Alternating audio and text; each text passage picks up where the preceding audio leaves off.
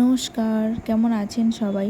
স্বর্ণলতা রান্নাঘরে আপনাদের সবাইকে স্বাগত জানিয়ে ভিডিওটা শুরু করছি। আজকে রবিবারে কী রান্না করেছিলাম সেটাই আপনাদের সঙ্গে শেয়ার করব। এখানে আমি চিংড়ি মাছ ভাপা করেছিলাম। চিংড়ি মাছ ভাপানোর জন্য আমি ওতে বিশেষ কিছু মশলা দিইনি, একটু জিরে আর শুকনো লঙ্কা পেস্ট করে নিয়েছি। তার মধ্যে রেগুলার যে মশলা, লবণ, হলুদ, সামান্য পরিমাণ মতো চিনি আর একটু কাঁচা দুধ দিয়ে এটা ভালো করে মেখে কিছু সময় রেখে দিয়েছিলাম। ও কাঁচা সর্ষের তেলও দিয়েছি।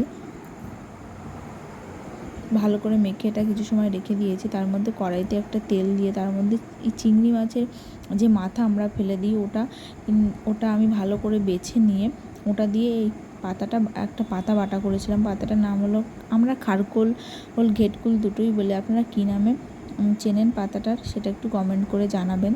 এইবার পাতাটা ভালো করে ভেজে নিয়েছি লঙ্কা আর কাঁচা লঙ্কা আর রসুন দিয়ে। ভালো করে ভেজে পাতাটার জলটা শুকিয়ে নিতে হবে। এবার এটাকে আমি পেস্ট করে নেব। আর ওই কড়াইতেই জল দিয়ে আমি চিংড়ি মাছটা আধা ঘন্টার জন্য ভাপানোর জন্য বসিয়ে দেব। আমি এটা মিক্সিতে পেস্ট করেছি, আপনারা চাইলে শিলে বাটতে পারেন। শিলে বাটলে এর একটু স্বাদটা একটু ভালোই হয়।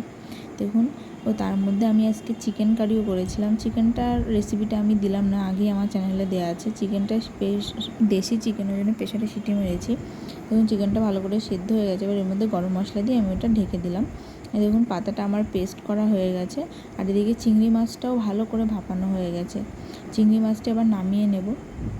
নিয়ে ওই কড়াইতেই তেল দিয়ে আমি পাতাটা এবার নেড়ে শুকিয়ে নেব। ওর মধ্যে তেলের মধ্যে কালো জিরে ফোড়ন দিয়ে আমি পাতাটা দিয়ে পেস্ট করে রাখা পাতাটা দিয়ে দেব। দিয়ে এটাকে আমি ভালো করে শুকিয়ে নেব। এবার দেখুন, দাঁড়ান, চিংড়ি মাছের কালারটা কেমন হয়েছে আপনাদেরকে দেখাই। এই দেখুন চিংড়ি মাছের কালারটা কত সুন্দর হয়েছে, দেখেছেন? তার মধ্যে পাতাটা ভালো করে নেড়ে আমার শুকানো হয়ে গেছে।